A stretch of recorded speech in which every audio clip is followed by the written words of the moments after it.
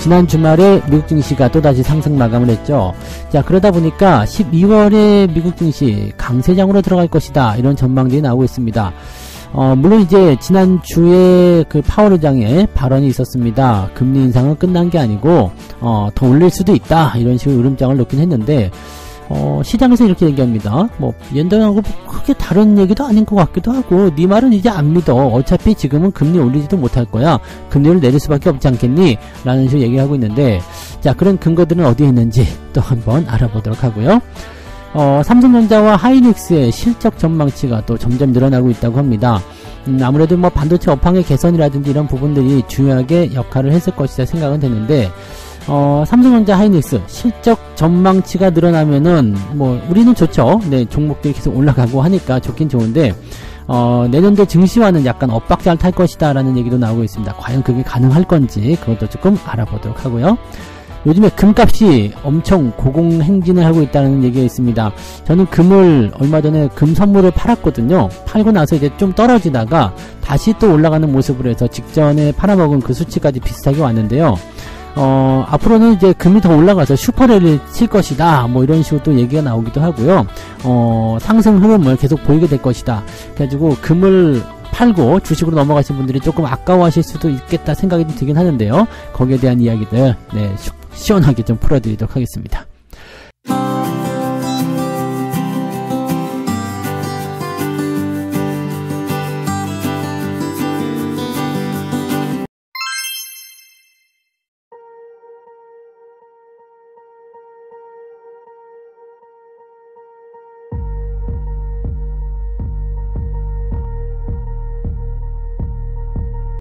네, 반갑습니다. 오늘은 12월 4일이고요. 네, 월요일입니다.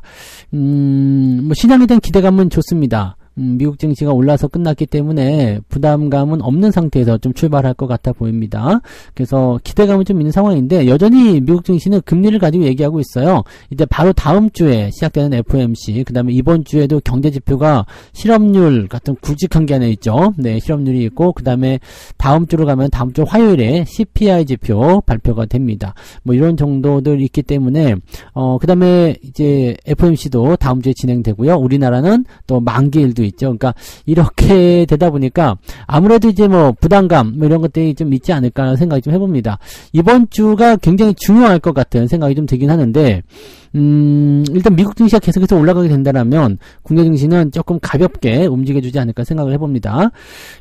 금리 인하에 대한 기대감을 파월은 계속적으로 부정하고 있습니다. 아니야, 그럴 일은 없어. 우리는 여전히 금리 인상할 수도 있어. 너희들 너무 앞서가지 마. 이런 식으로 얘기를 하고 있는 모습인데, 오히려 이렇게 얘기를 하는 부분들이 네가 예전에 했던 말이랑 크게 달라진 게 없네? 더 강하게 얘기할 것도 없고, 오히려 네가 이렇게 얘기하는 것이 우리에게는 더 확신을 주고 있네? 이런 식으로 얘기를 하고 있습니다. 그러니까 현재 정책이 이미 좀 제약적인 영역에 들어서 있다라고 얘기를 하고 있는 모습이기 때문에, 물론 금리 인상에 대한 부분들이 더 진행되지 않는다고 해서 이게 다 좋은 건 아니죠. 왜냐면 금리 인하를 안 할 수도 있기 때문입니다. 근데 이런 상황에서는 금리 인하는 지금 뭐 모르겠다, 뭐 이렇게 얘기를 한 것도 아니고, 금리 인하에 대한 얘기는 전혀 안 했어요. 그리고 금리 인상이 끝났다 안 끝났다에 대한 결론도 내려주지 않았거든요. 근데 시장은 일단 인플레이션이 진전을 보이고 있고요. 그 다음에 실업률이 조금 나빠지고 있고요. 뭐 등등 여러 가지 얘기를 하고 있기 때문에 최소한 금리 인상은 끝났다는 의미로 해석해야 되는 건 아니겠느냐, 이렇게 얘기를 하고 있죠.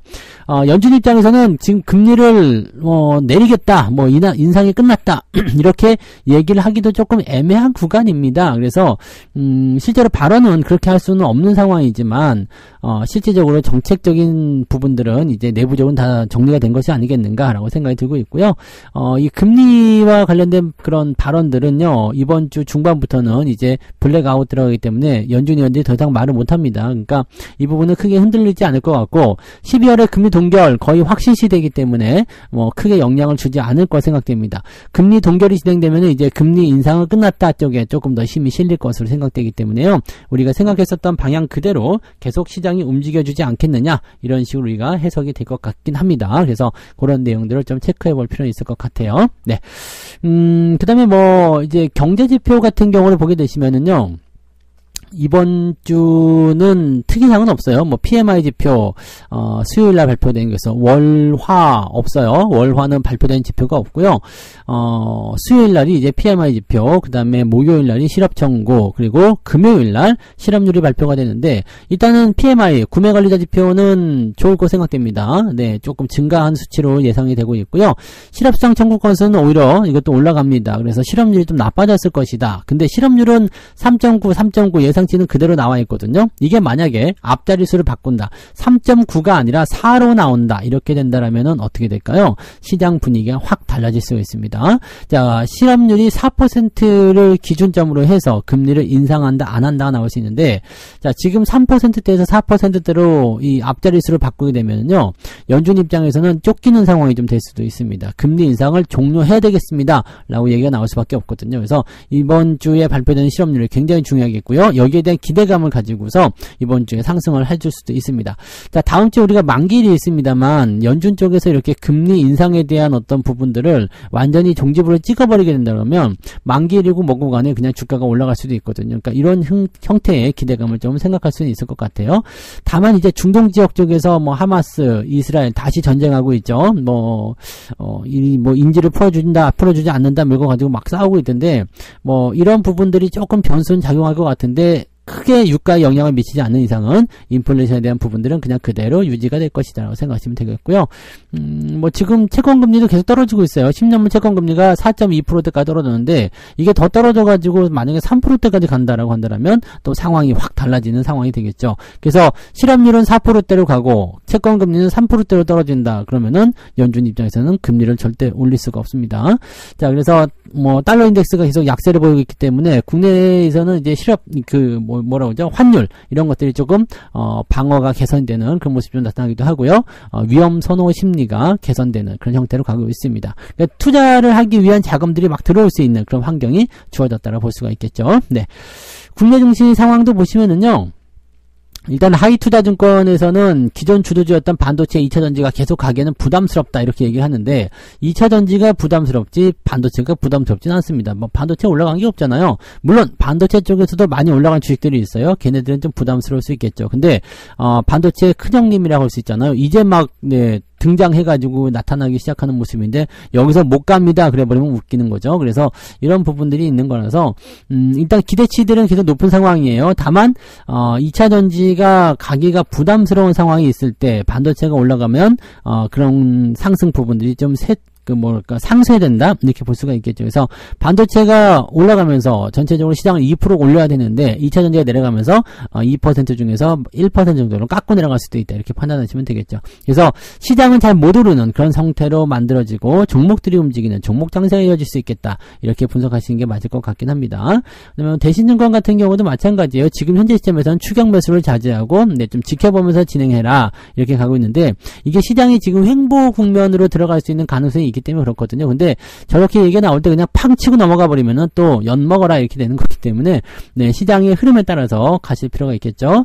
자, 한국투자증권에서는 뭐라고 했을까요? 중국 수출입하고 미국의 고용지표를 확인하려는 욕구가 강해질 것이다. 일단은 지표 확인하고 가자 이런 식인데, 지표 이번에 확인 안 하셔도 될 것 같아요. 나쁘지 않습니다. 좋은 형태이기 때문에 긍정적으로 갈 수 있는 기대치가 높을 것 같아요.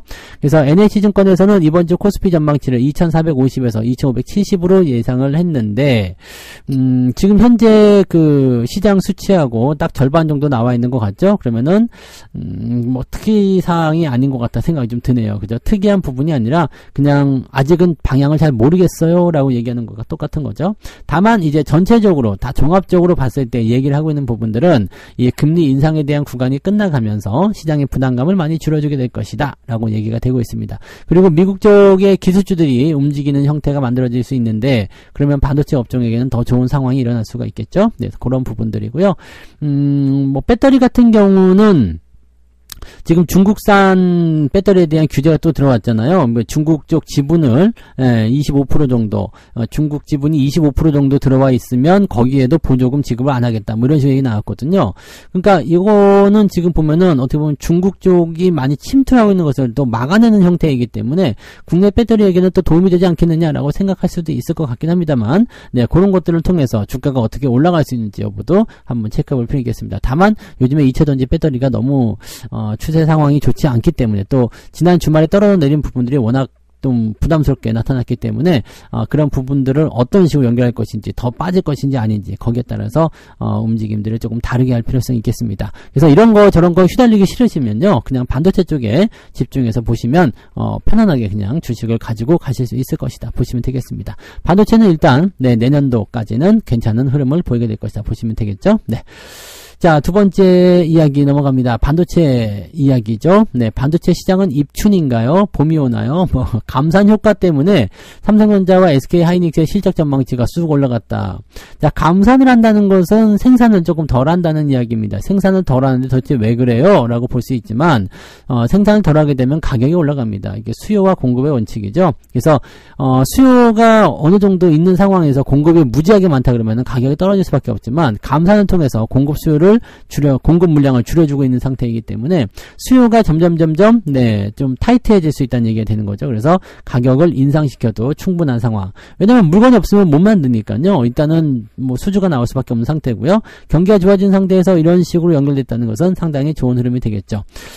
삼성전자의 4분기 영업이익 전망치는 조금 지난해보다는 감소세다 나올 것이다 되어 있지만 3조 원대, 3조 한 5천억 정도를 예상하고 있다고 합니다. 그래서 3조 원대면 그래도 지난 분기보다도 좋아지는 거고요. 정상 수준 들어가고 있다라고 볼 수가 있겠죠. 네, 이렇게 해서 긍정적으로 간다라면 내년도에 일단은 더 많이 나올 테니까 내년도에는 33조 원 예상하고 있다잖아요. 1년치. 그러니까 조금 튀는 것이 아니라 조금 많이 튀는 형태의 모습이 나타날 수가 있겠죠.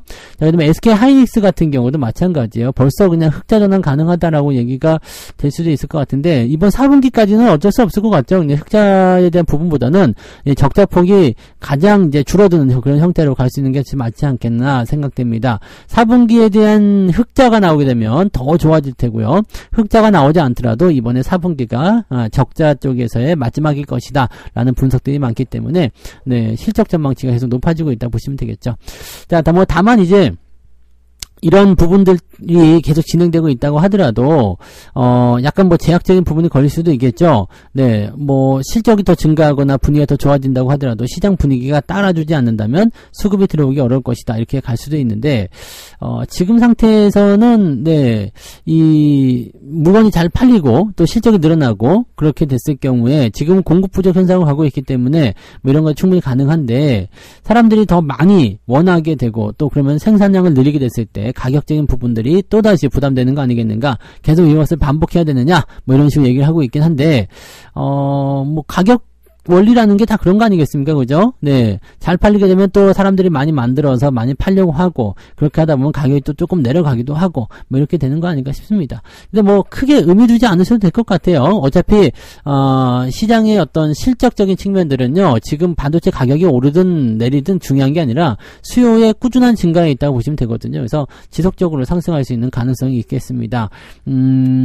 하이닉스가 얼마까지 올라갈지, 삼성전자가 얼마까지 올라갈지는 우리가 굳이 여기서 판단하실 필요는 없겠습니다만 어쨌든 매출액 전망치라든지 이런 것들이 지속적으로 상승할 수 있는 부분들이 있다라는 것은 긍정적으로 되겠죠. 지금 3위 기업은 마이크론이에요. 근데 얘네도 지금 매출액 전망치를 올려놨어요. 전체적으로 내년도에 반도체 업황 호전, 업황 개선이 일어날 수 있는 상황이 되기 때문에 기대치가 많이 높아져 있다. 그래서 여기서 얘기하는 부분도 이런 거예요. 주가는 상고하죠. 즉 좀 떨어질 수 있는 상황인데 반도체 업종은 그냥 쭉쭉 달릴 것 같다라고 얘기하는 거죠. 근데 잘 모르는 소리일 것 같아요. 왜냐면 반도체 쪽에서 삼성전자 하이닉스가 올라가는데 지수가 안 올라간다는 건 말이 안 되죠. 삼성전자 하이닉스 반도체만 빼고 다 떨어지게 된다라면 그럴 수 있겠지만 그렇게 되는 시장은 지금은 나오지 않습니다. 그래서 어느 정도 이제 성의 표시가 나올 거 생각되기 때문에요. 상고하저보다도 반도체가 오르는 그 순간 동안은 지속적으로 상승 흐름이 유지될 것이다. 이렇게 판단해 보시는 게 맞지 않을까 판단됩니다. 일단 내년도에는 여러분들 계좌를요. 누가요? 누가? 반도체가 먹여 살릴 것이다 라고 생각하시면 되겠죠. 그래서 그런 부분들을 꼭 체크해 주시면 되겠습니다. 자, 세 번째 이야기로 넘어가 볼게요. 금값이 올라간다. 금 팔아먹으신 분들은 아까워 그러실지도 모르겠지만 그렇게 아까워하실 만한 내용은 아닙니다. 자, 뉴욕 상업거래소에서 금 선물 가격이 온스당 2057달러를 기록했다. 지난 10월 5일에는요 1831달러였는데 지금은 네 2057달러. 그래서 많이 올라간 거죠. 네, 지난번에 우리가 팔아먹을 때도 뭐 지금하고 거의 비슷하죠. 네, 지금하고 거의 비슷해요. 그래서 지금 시점에서 일단 움직임이 그렇게 되어 있던데 일단은 금을 산다라는 것은 안전자산 쪽이거든요. 근데 사람들이 위험자산 선호 영상이 커진다라고 방금 전에 말씀드렸는데 여기서 갑자기 안전자산이다? 이렇게 하기 좀 어려운 부분인데 이 금값에 대한 부분들은 뭐 인플레이션이라든지 이런 것들도 가능한 그 연결고리가 있는 것 아니겠는가라고 생각되는 부분이고요. 달러 가치의 안정화 또는 이제 뭐 불안감 등등등 그 다음에 중국, 싱가포르, 폴란드의 중앙은행이 금 매수를 확대하는 것으로 알려졌답니다. 그래서 그런 쪽으로 금값에 강세를 부추길 수 있는 요소들이 조금 나와 있다라고 되어 있는 부분이 좀 듭니다. 자, 이런 금값의 강세는 당분간은 더 이어질 것이다 라고 전망이 되고 있는데 올해 연말이나 내년 초에는 금값이 2100달러 이상으로 올라갈 것이다 라고 얘기하고 있습니다. 자, 잘 생각해 봅시다. 자, 지금 2057달러예요. 2057달러. 네. 11월 30일 기준입니다. 근데 네, 지금 내년의 초반부라고 하겠지만 2100달러 50% 올라가는 겁니다. 물론 적은 수치는 아니겠죠. 적은 수치 아닌데 2000에서 50% 올라가면 어떻게 되는 거예요? 약 네. 2점 몇 프로 되는 거니까 네. 50달러 올라가는 거니까, 거의 티 안 난다 봐야 되겠죠. 한 2% 올라가는 건가요? 2는 4, 2.5%? 네. 그 정도 올라가는 건가요? 글쎄요. 그 정도도 안 될 것 같은 느낌인데, 0.25인가요? 50달러면 2.5가 맞네요. 그래서 2.5% 올라가는 거. 그거는, 네. 그렇잖아요. 사실 금을 가지고 있으면 상승이 꾸준하게 연결될 수도 있어요. 다만, 얘네들은 워낙 느리잖아요. 그러니까 이걸 팔아가지고 주식으로 넘어간다. 이렇게 봤을 경우에는 훨씬 더 좋은 결과를 얻을 수 있죠. 그래서 제가 금을 좀 팔아먹은 거고요. 네. 금에 대한 부분들이 지금은 주식보다는 매력이 좀 떨어질 수가 있습니다. 그리고 안전자산을 굳이 선호해야 될 이유가 없어요. 금값이 떨어질 것이다 라는 생각은 안 하고 있지만 크게 오르지 못하는 형태로 가지 않을까 생각합니다. 금은요 대체적으로 뭐예요? 방어적인 수단, 방어주에 속해 있기 때문에 시장이 올라가는 시점에서는 금값이 그렇게까지 기대치를 많이 상회하지 못합니다. 네. 자, 하이투자증권에서 보게 되면 역사적 고점은 20년 8월 7일 2089달러였다라고 되어 있고요. 이렇게 되면은, 그 가격을 넘어서는, 이른바 슈퍼랠리가 나올 것이다. 이러는데, 저는 이 슈퍼랠리, 이런 거에 대해서 좀, 회의감이 좀 들어요. 뭐만 조금 했다 보면 슈퍼랠리야. 근데, 금값이 실제로 2100달러를 넘어갔다 치더라도요, 겨우 2.5% 올라간 거 아닙니까? 이거 가지고 슈퍼랠리 하기는, 좀 그렇지 않겠습니까? 여기다가, 금값 상승 랠리가 길지 않을 것이다라는 얘기도 좀 있어요. 왜냐면은, 현재 금 가격이 약간 고평가된 거 아니냐 이런 식으로 얘기를 하면서 이제 그 강세 랠리를 통한 움직임이 나타나면 또 차익 실현을 하려는 사람들이 계속 나타나게 될 것이다 라는 식으로 얘기를 하게 되는 거죠. 그리고 금값이 상승하는 부분에 대해서는 일단 금을 들고 계신 분들 입장에서는 굳이 지금 팔아야 되겠다는 생각 안 드실 수 있어요. 근데 지금 시점에서는 만약에 주식을 해야 된다, 근데 돈이 없다라고 생각된다면 금을 팔아서 주식을 사시는 것은 저는 얼마든지 찬성인 것 같습니다. 금 같은 경우는 내가 현물을 보고 있기 때문에 가지고 있고 쥐고 있기 때문에 이것이 더 안정적이다 생각하시는 분들 많이 계시겠지만 글쎄요. 주식에 대한 이 수익률을 가지고 우리가 투자에 대한 목적을 생각했을 때 수익률이 높아지려면 금보다는 주식에 투자하시는 것이 훨씬 더 유리할 수 있다라고 봐주시면 되겠습니다. 아무튼 0. 몇 %씩 계속해서 올라가고 있기 때문에요. 이것도 누적이 되면 제법 큰 사이즈가 나오지 않을까 생각해 봅니다. 여러분들 저는 아직 선물은 팔았거든요. 골드 선물은 팔았는데 골드 현물은 안 팔고 있어요. 그래서 현물은 또 그냥 가지고 있다는 것도 한번 기억을 해주시기 바랍니다. 이거는 아시잖아요. 우리 다 비상금, 비상금 가지고 있는 거니까, 현금 갖고 계시는 분들은, 현물 갖고 계시는 분들은 그냥 그대로 유지만 잘 해주시면 되겠고, 골드 선물 쪽 투자하시는 분들 입장에서는 글쎄요 더 올라갈지 안 올라갈지는 아직 좀 불확실하다 봐야 돼요. 그러니까 크게 재미없을 것이다 이렇게만 생각해 주시면 되지 않을까 생각합니다. 금에 투자하고 안 하고는 여러분들 자유지만 일단 조금 재미없을 것 같기도 하다 이렇게 보시면 되고 슈퍼랠리 이런 말은 굳이 안 했으면 좋겠다 이런 생각이 좀 드네요. 네. 자, 이렇게 해서 오늘 세 가지 이야기 전달해 드렸습니다. 12월 강세장 올 것인가? 네, 일단은 뭐 거기에 대한 부분은 아직은 잘 모르죠. 하지만 강세장이 오게 됐을 경우에는 분명히 네, 삼성전자, 하이닉스 비롯한 반도체 관련주도 많이 오를 거고요. 네, 그다음에 전체적으로도 다 많이 오르겠죠. 강세장으로 넘어가게 된다면요. 근데 만약에 네, 지금 이렇게 삼성전자, 하이닉스 이런 것들 실적에 대한 어떤 전망점 버텨서 얘네들이 올라간다 치더라도요. 2차 전지가 하락을 하게 된다면 네, 상승폭은 제한됩니다. 그러니까 어떻게 보면 얘네들이 아주 좋은 포인트를 만들어내는 거죠. 장은 올라가지 않는데 종목들은 막 올라가는 그런 거 우리가 이제 종목장세라고 부르잖아요. 그런 것들이 오히려 덩치가 큰 삼성전자, 하이닉스 이런 데서 나타나니까 얼마나 외국인들 입장에서는 반갑겠습니까? 그죠? 네, 그런 식으로 우리가 생각하시면 되겠습니다. 뭐 삼성전자, 하이닉스는 정말 이게 얘네들이 진짜 슈퍼랠리가 올 수 있는 그런 포인트가 나타나겠죠. 그래서 슈퍼 사이클 기대해보는 내용으로 좀 갔으면 좋겠네요. 네. 자, 그 다음에 금값이 계속 올라가고 있는데요. 슈퍼랠리, 글쎄, 이렇게 생각이 자꾸 들잖아요. 네, 슈퍼랠리까지는 아니고요. 금은 슈퍼랠리 해본 적이 없어요. 네, 찌금찌금 올라가다가 또, 상황에 맞춰서 또 좀 쉬었다가 또 올라갔다 하는 거죠. 이게 상품이라고 봐야 되기 때문에 인플레이션 이런 쪽으로만 구분 지어야 됩니다. 그래서 여기에서 뭐 이제 슈퍼랠리, 이거는 말을 너무 잘 갖다 붙이는 것이 아니겠는가 생각합니다. 그래서 저는 네, 뭐 꼭 따라라는 건 아니지만 금 선물은 매도하고 금 현물은 가지고 있습니다. 현물은 비상금 용도, 그 다음에 선물 같은 경우는 팔아서 주식으로 넘어가는 그런 자금으로 쓰고 있었다라고 보시면 되겠죠. 그래서 지금은 금보다는 주식이 훨씬 더 유리한 수준이다라고 생각하시면 되겠습니다. 책 한 곡 읽고 마무리하도록 하겠습니다. 주식에 매수세가 몰리면 상승세를 타지만 과도하게 몰리면 오히려 오르지 못한다. 상승세가 가파르게 진행될수록 차익 실현의 욕구가 커지기 때문이다. 따라서 유입되는 매수만큼 매도도 같이 진행되어 결국에는 상승이 멈추게 되는 것이다. 자, 스타코믹스에 있는 내용이니까 한 번씩 읽어보시면 좋겠습니다. 165페이지에요. 네. 여기서 이렇게 얘기하는 거죠. 뭐, 일단은, 주가가 많이 올라가면 사람들이 매수하고자 하는 세력도 많이 들어오겠지만 나 이 정도면 충분해 라고 생각하면서 매도 타이밍 재고 있는 움직임도 굉장히 많다는 얘기죠.